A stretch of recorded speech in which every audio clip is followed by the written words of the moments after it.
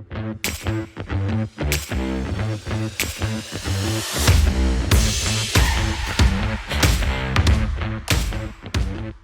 name is David Wild, but for the oh no, don't need to do that. But in recent times, and especially since Phil went to #1 on the Netflix charts, I'm somebody who's not Phil. And I know that because for the last few days, from the moment we landed, Phil has been, I am someone who's spent his life around rock stars. I have never seen a town give a more rock star welcome than Austin has, and this festival has, to Phil Rosenthal. So let's hear it.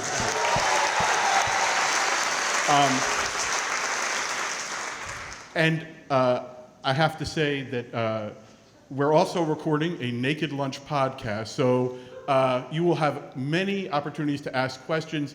You're all in our show, and you all are, I think, thrilled by the Madrid episode we just saw, and hungry as hell. So please bring out the rock star, the degenerate priest, as he has assigned himself a new name, the one and only Phil Rosenthal.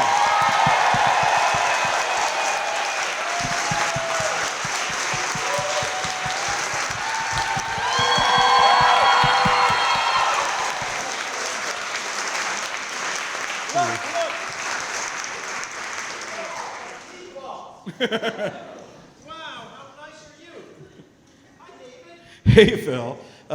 Normally we do this in a smaller audience. Phil, I think I speak for everyone who watches the show, everyone in this room here in Austin, when I say, how do we get your job?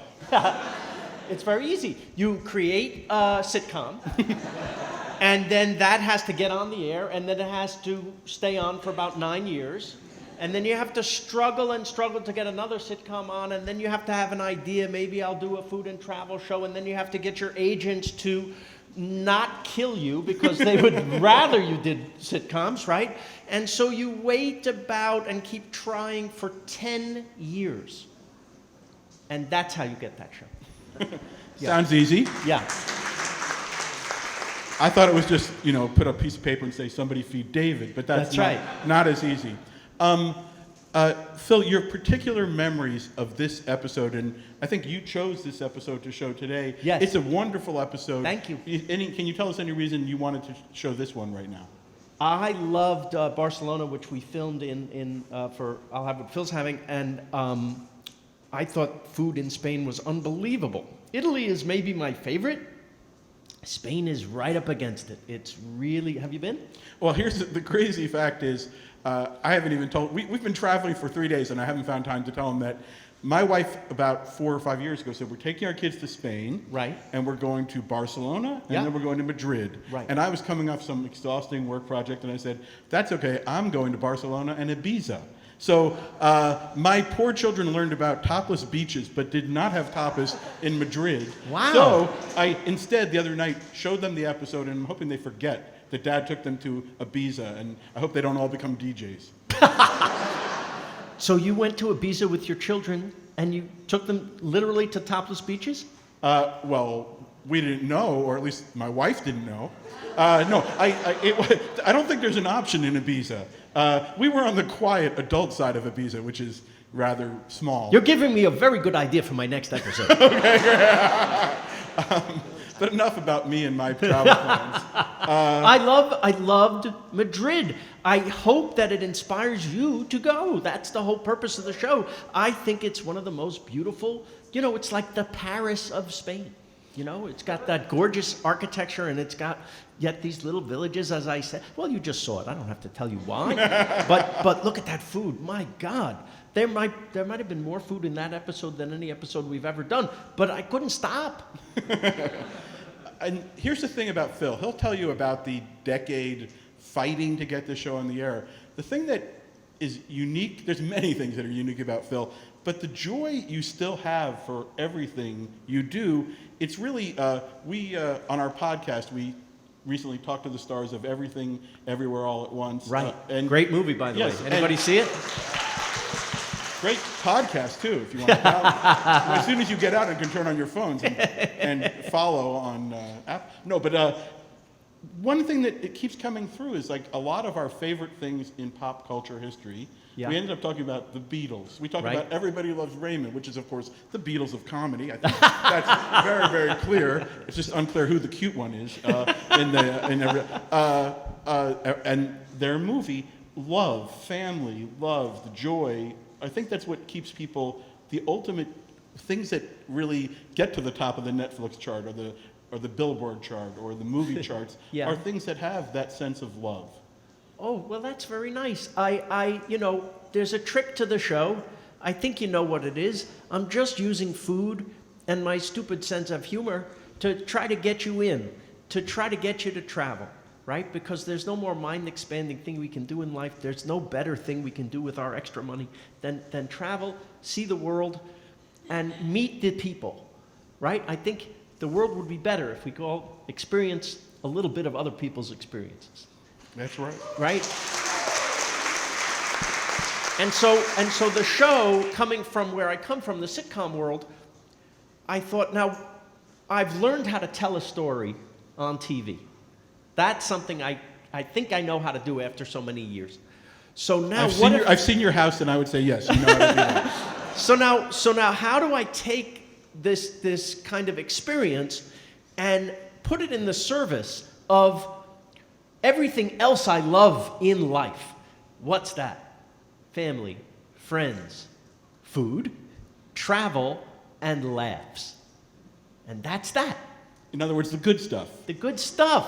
And you're never going to talk to a luckier guy than me. You're never going to be with a luckier guy than me right here. That's honestly how I feel. And so when you see me excited in the show, you know why? It's because I'm excited. I love it. People say, oh, it looks like you love everything you eat. Yes, I love everything I eat that I put in the show. If I don't love it, why bother showing it to you? Because I'm showing it to you to get you to go. That's the whole point. I want you to get up right now and go. And that joy is so contagious. When we've been walking around Austin the last couple of days, you have been, I'm not joking, more than most rock stars who I've walked around with, people want a selfie. It may be a little more wholesome than some of the rock star pandemonium I've seen. I really wish it wasn't.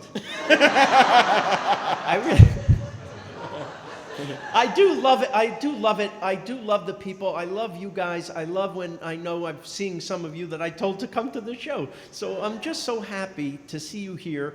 I'm so happy to be in Austin. I've been coming here for many years with the TV festival. I've come for the film festival. I love your food. I love you guys. It's this, lovely oasis in the middle of Texas. I just think it's great. Absolutely. And it's interesting, this is a great music town in addition to being a great food town. Just one thing that when you travel with Phil and walk around and when you meet, I have to say, half the musicians I meet during the pandemic who missed touring became obsessed with Somebody Feed Phil. I think, like the rest of us, Brad Pacey, who wrote the theme song to our Naked Lunch podcast. Such a great song. He literally, after being on the road for his whole life, said your show helped him sort of escape and feel. It's unbelievable to me. Yeah, I've been blessed with good theme songs, haven't I? Oh my God! Well, speaking of rock star moments, if you haven't gone on Phil's social media accounts, the other day you literally had the rock star moment at Red Rocks. I think you two and you have now had great videos at Red Rocks. Can you tell us about what happened? Lake Street Dive, for the first time ever, performed the theme song at their Red Rocks concert. And then an idiot came out on stage during the music break, and I thought, they want me to come out, I don't know what to do. So I grabbed the backstage fruit platter, and I came out, and while one guy was playing the guitar, I just fed them, and then I still had a lot of bananas and pears and things, so I started chucking them to the audience. It happened the other day. We did an event, Wolfgang Puck. We didn't Yes. know if there'd be food. He brought out these huge platters of food, and Phil insisted we feed the audience, which we're not doing, but we want you to go out because it's at dinner time and have a great time. Well, you're in the middle of one of the best restaurant cities in America, so enjoy a good meal tonight. I know I will. I want to talk just for one question about this festival. You Yeah. love this festival. I do. Ever since Raymond, they've been very kind to me and to the show. And then once we started on PBS, they had me every year. And how many of you came to any of those events? Breakfast with me? Look how sweet you are. These are, I grew up with these people. Are you ever, at this point, after exporting Raymond and all the different, experiences, are you ever surprised by fanatical fans of Everybody Loves Raymond? We interviewed one of the greatest Texas singer-songwriters, an old friend of mine, Lyle Lovett. I don't know if any Lyle Lovett fans are. Yesterday, that's who we had our naked lunch with. Yes. And he was like quoting his favorite episodes of Raymond. He knew lines by heart. Yeah. I couldn't believe it. I'm in awe of Lyle Lovett, and he knows Everybody Loves Raymond. Or I meet, other people that I idolize. I met Bonnie Raitt backstage because David writes the many award shows now, including the Grammy Awards, and I get to go to like the dress rehearsal of the Grammys. It's one of the great perks of knowing you. Oh, because believe me, there's more perks to knowing Phil. No, I win because getting to go, seriously, they put you right like next to the little stage in the center where some of the smaller acts play, and you're right. I mean, like year before last, Billie Eilish was singing right to me. It was unbelievable. But I go backstage and I see Bonnie Raitt. I say, "Oh, hello." She goes, "Oh, did somebody feed you?" I'm seeing the connection. The things you love, you love with a pure heart. Terry Lacona, who's Austin City Limits host, who's Austin here, City like Limits, come on! And the producer. I remember standing with him, I think it was at the Elton John Grammy tribute rehearsals in New York. How great was that? I looked and where's Phil? And Lady Gaga was rehearsing. And you went right next to Lady Gaga. I went right there. She was right here, and she did the song about 4 or 5 times. I just sat there, and then filming started. I did not move. It was awesome. It was awesome. We want to, because I know how much love there is for Phil, we want to include you in the conversation. So what we're going to do is, I'm going to ask you to raise your hand. We'll call on you. We may have to repeat a question or so that we can have it for our podcast. And you all have signed the release now to be in our podcast.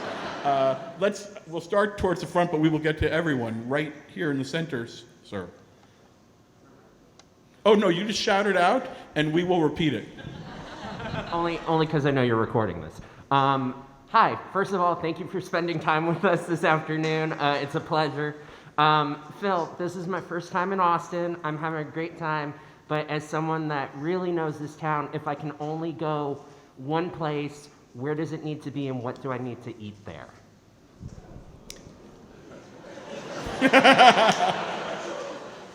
You've asked the wrong guy. No, I have a lot of places. Do you like barbecue? That's a ridiculous Where question. are you going to tell him to go?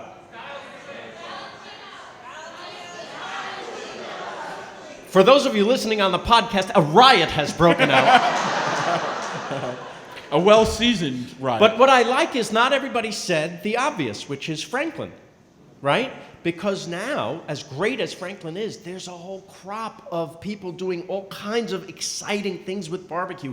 I took David, our first night, to a little truck over by the Cosmic Coffee pod. You know what I'm going to say? Leroy and Lewis? How great is that? Oh my God, was that amazing. Right? There's a he's writing it down, I love you. There's a Japanese barbecue mashup called, there's that, yes, that's with Franklin, and then another one called Temuri Katsuya, right? Fantastic. They do a brisket bento box. How about that? And there's a million other ones. You won't go hungry, I promise.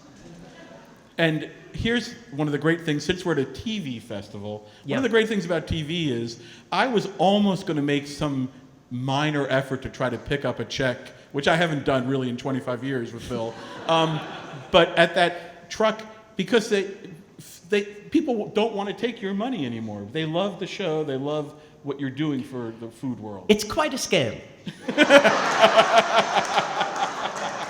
I should run for president. Right there, man. This is for you, Bill. What is it? A hat. Get it? Austin FC. Yeah. Yeti. What does that mean? But it's an Austin FC, and that's part of me saying thank you. Like everybody here, you united us, and you helped us through COVID. That's also my other favorite show in the last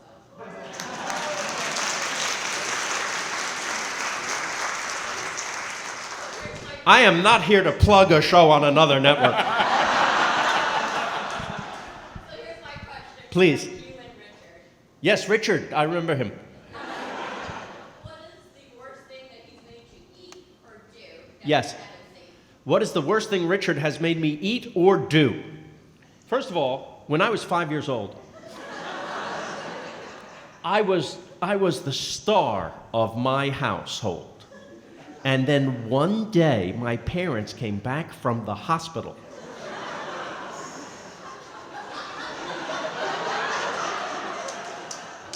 With this replacement. And he ruined everything. He was the cuter, sweeter. He got all the attention. It's why I had to go into show business. I know that's a cliche almost, but it really was. You know, the name of the show, Everybody Loves Raymond, I could have chosen any name, right? Why did I, psychologically, and this didn't hit me until years later, why psychologically, why was I attracted to this thing that Ray's older brother actually said about him? Everybody loves Raymond, right? I realized that's how I felt about Richard. So it's from that point of view. So all that to say, he's terrible. And when I got the job, when I got the PBS series, I called him and I told him that I got this gig. And he said, "What do you mean?" I said, "I'm going, they're giving me 6 episodes, and I'm going to go around the world, and I'm going to try to get you to travel by showing you the best places in the world to eat." He says, "Really? They're giving you 6 of these to do? And you go anywhere you want?" "Yes." "What are they going to call this show? The Lucky Bastard?" I said, "Quit your job." He was already a TV producer. "Quit your job and produce the show with me. And we'll call our production company Lucky Bastards." And that's why you see that logo at the end. Yes. So the truth is, I get to travel the world with ostensibly my best friend. And my parents, they were so happy that we worked together. It's so sweet. It was their greatest joy, because we fought terribly when we were little, but that they could see how happy we were. He's made me eat some terrible things. The worst one, I'm going to say, was the 1,000-year-old egg in Hong Kong. It's not really 1,000, it just tastes that way. It's an egg. It looks like a hard-boiled egg, and the way they hard-boil it is by coating it in lime and ash and burying it underground for weeks or months, and then they cut it into halves, and it's on the table at a hot pot restaurant like a hard-boiled egg. And I was with somebody, I don't know who saw that episode, but the one of the people I was with was very shy and didn't want to eat. She was afraid. So I said, "Oh, come on." And I popped the whole thing in my mouth. Yes, because I'm hilarious. And the first thing you hear, if you listen, is someone laughing off camera, and it's my brother. And I turned every shade of that egg, which is, because it's coated in lime and ash, and I'm going to say spoiled. The white is a brownish orange, and the yolk is a bluish green. So the first thing you taste, and I don't know if this is on purpose, the first thing you taste is really, really rotten egg.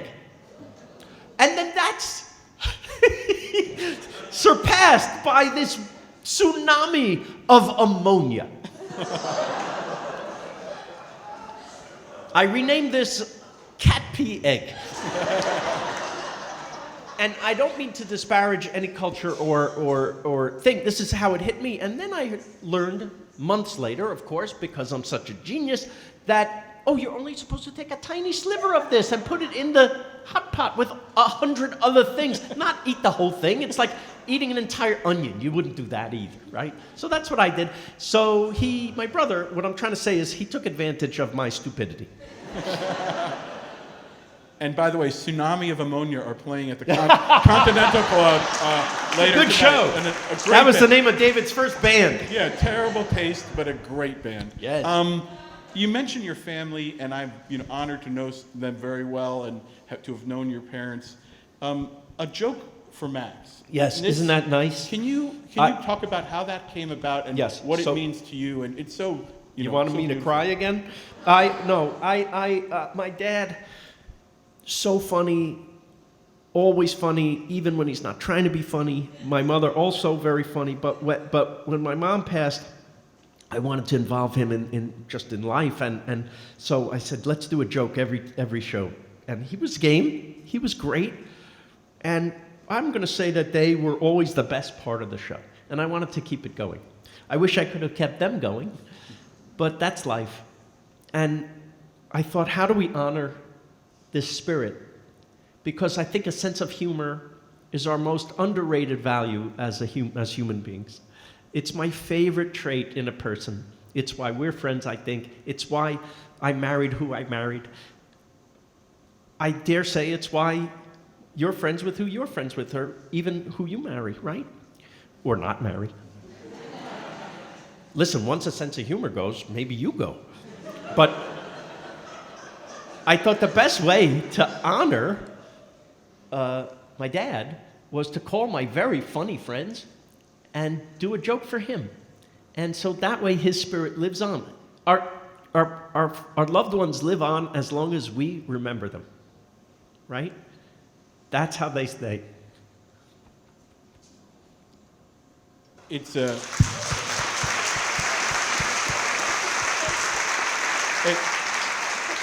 it's so funny. As we were traveling, we're getting edits of this podcast we're doing, and we got here and landed, and there was an edit of, mainly we talked to big stars like Brad Garrett and Ray Romano, or Brad Paisley, or Allison Janney, or Jimmy Jam this week, whatever. But we did one very special episode where we booked our wives to talk to us, and I spent the last... And they don't really like talking to us, so Exactly. this was quite a coup to get them. Exactly. It was hostile witnesses. But the thing that struck me, because as you would think you would get sick of someone, even Phil, when you're traveling with them like this. And the thing is, I really don't. So when I went back to the hotel room late last night, I didn't tell you this, Phil was on a podcast talking about screenwriting. And I realized, in a way I never have before, that somebody feed Phil. Yes. That everybody loves Raymond. That you think, oh, these are different things. And in a certain way, I was struck thinking about a great songwriter. Neil Young once said, "It's all one song."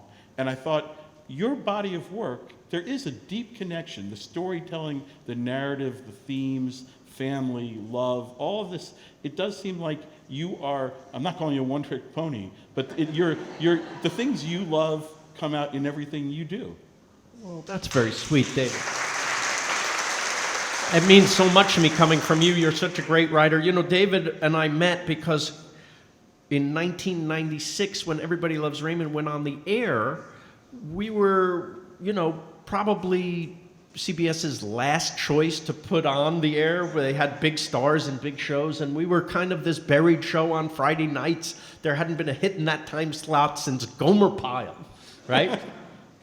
And the first good review came out, the first big review. It was in Rolling Stone magazine, national magazine, international magazine, and it was written by a guy named David Wilde. And I was so knocked out, it was so sweet and so kind that I called him. And I said, let's have lunch, and we've been having lunch ever since.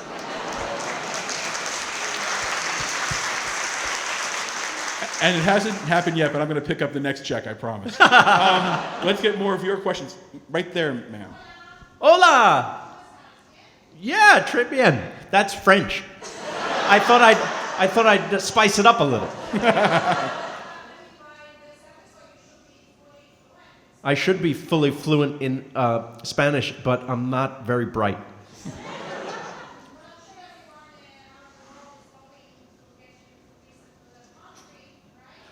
You're saying a lot of people in the world are trying to get us to visit them? Yes.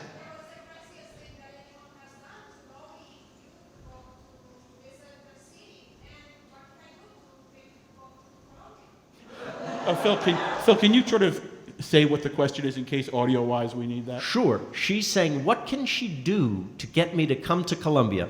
Now, if this was a different kind of podcast,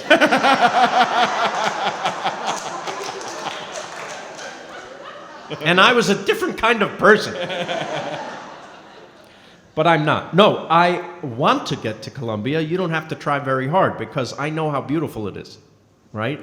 And I know it's beautiful, even though I've seen Narcos. That was a long time ago. I know. Listen, there's a lot of countries that we have preconceptions about, right? Like I don't know if you saw our Saigon episode, but everyone was telling me, hey, you should go to Vietnam. What a great time we had. What a vacation we had in Vietnam. And the only thing I'm thinking of is the Deer Hunter and Apocalypse Now and the Vietnam War. Which, by the way, you know what they call the Vietnam War in Vietnam? The American War. Yes. And when you go there, it's spectacular. And none of that's there. And it's all great and beautiful. It is one of the best places I've ever been. So I have no doubt that Colombia, I've seen pictures, I know. And look at you. Yes, I want to go. More of your questions, sir, right there. It's got to be really nerve-wracking to take a bite of food in front of the person who just prepared it. Do you feel like it perfected your face?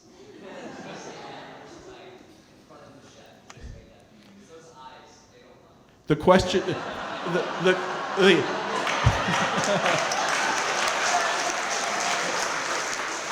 Phil, can you summarize that question for the? He's asking if I'm good at playing poker. I am not. I was blessed or cursed with this face, and everything comes out on it. Now, I am polite. So you're asking me, what's it like to take a bite of food from the person who just made it and is waiting for you? And by the way, on television, you don't want to spit it out, right? And I never would want to ruin someone's business. So if I'm not excited, I am at the very least polite, right? Sometimes it will be so terrible that I'll go, and you just see a tear start to form. And I'll say something like, incredible. I think you can tell, though, when I really, really like it. I don't think of things to do or say. I don't think of making a face. It happens. And I'm telling you, some of the food you just saw, pretty easy to go, wow! Pretty easy to go, hoo-hoo! It's good. It's good. It's a rigged game a little bit because we do a lot of research and we're finding the best places in Madrid to eat. And we cross-reference everything, and I also have this great production company in New York that does a lot of research. By the way, did you know that I use 0.0 Production, ZPZ? They were Anthony Bourdain's production company. So they have fixers all over the world because he was on the air for 18 years, and I take full advantage of that. And sometimes they say, well, we did that show, but you should go now because your take on it will be somewhat different. Yes, you mean the coward's take on what Mr. Bourdain did? Yes. We can do that, or let's go somewhere else, or here's the new place. And invariably what happens is we get to a place and we've learned to leave room in our schedule for serendipity, for something to happen. Like if I'm sitting at Casa Dani and I say, let's walk around a little, I didn't know we were going to hit the jamon place right next door, but how great is that? Right? And what I'm trying to replicate is you on vacation. This is what you would do. You ever go on vacation, and yes, you've planned out some meals, but when you first land, and you just check into the hotel, and you're tired, exhausted, and you're starving, and you just start walking, like, let's just find a place. Oh, let's just go in here. Oh, what do they have? Some pasta and sauce. Okay, let's just order that. I'm just hungry. And you take a bite and you go, oh my God, best meal of my life. That can happen. But it can't happen if you're just sitting on your butt at home watching a show like Somebody Feed Phil. You need to go.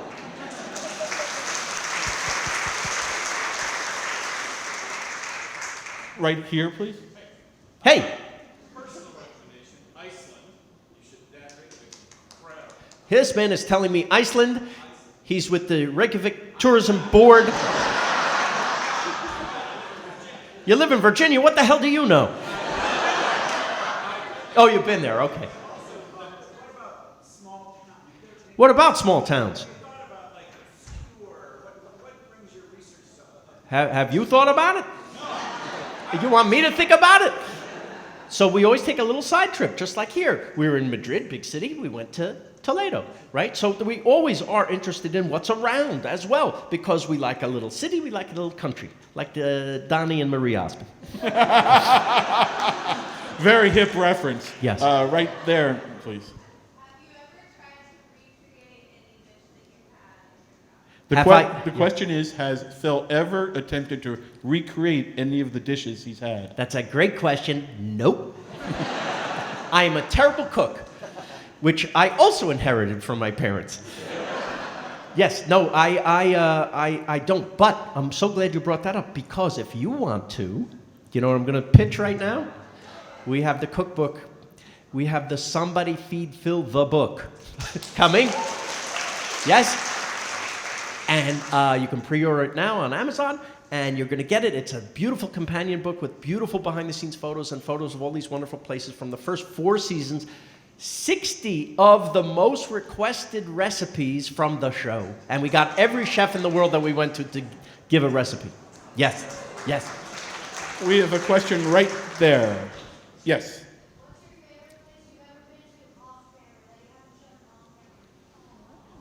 This young man is asking me, what's my favorite place that I've been to off camera that I haven't shown on camera? Can you come down here for a second?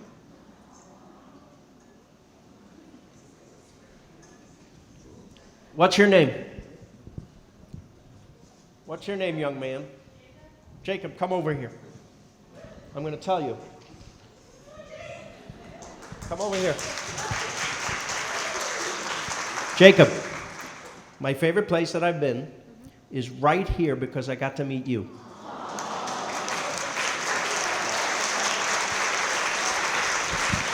Italy is also good.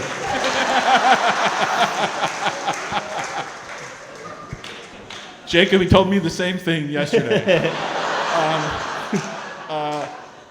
We have time for, can we say 3 more? Whatever the people want, I'll stay as long as they like. Okay. We'll go first. Or until the festival kicks us out for the next thing. The young lady right there. You heard a rumor that there might be an Austin show. Now, Netflix, even if we did do an Austin show, they would not allow me to say what's coming. They like to surprise you. So I can't say, yes, there will be an Austin show. I can't say that. And I can't say that if there was a show, that it would be coming in the fall. I could not say that.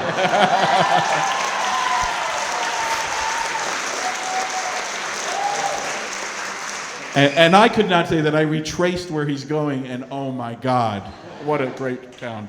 Right there, sir. So, Phil, speaking of going and doing, we're going to New York City for a week. You're going to New York City for a week? Yeah. Okay, hotshot. We're going to Peter Luger because of You're going to Peter Luger?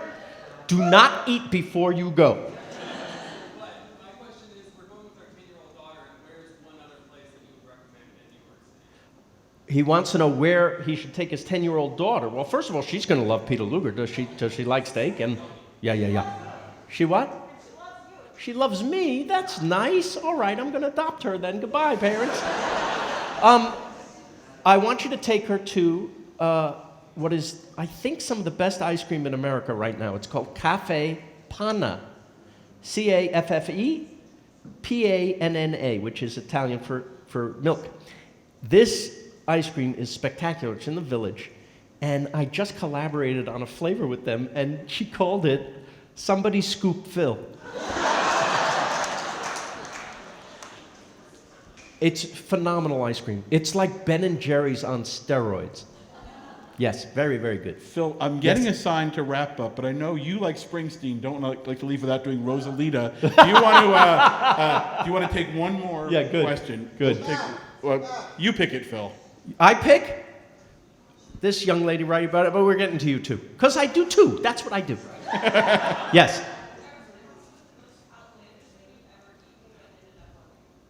The most outlandish thing I ever ate and ended up loving. Wow. Wow. That's a lot of things. That's a lot of things. It might have been in this episode.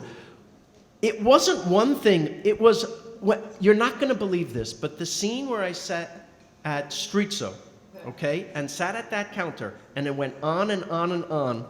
We cut 5 or 6 dishes that you didn't see, and I did it. Why? Because this is my superpower. I can do it. So that surprised me. First of all, the number one question I'm surprised we didn't get it is, how do you eat so much, right? I'll tell you this. You know how they make a dog food commercial? They don't feed the dog until the commercial. So I'm the dog. And I know it looks like I eat a lot, but that, you're seeing a week's worth of filming condensed into less than an hour. So that scene, let's say Streetso, that's kind of all I ate that day, right? So I made it count. Yeah. So that's how. One more. Yes. What's the ideal amount of time to stay in a place? I don't know if you like it. There is no ideal time, right? You want to stay as long as you can. We stay a week. We stay a week, and that gives you a good sense of a place, right? But I know if you're on vacation, you can only stay a few days here, a few days there. What people do is they make a mistake of trying to, here's my vacation, I got to fit in all the cities of Europe in my week. That's a mistake. So I want you to pick a place or two and settle in for a few days. And that's how to do it. That's how you travel. People, I love talking to you. I love that you came. I'm so flattered and so honored, and I just love you for coming and for watching. I hope you tweet and Instagram about this and tell people, because we want to keep going. We want to keep doing it. And what I wish for you is doing what you love with people you love. Thank you, Austin. Thank you, Phil Rosenthal. Thank you, everybody.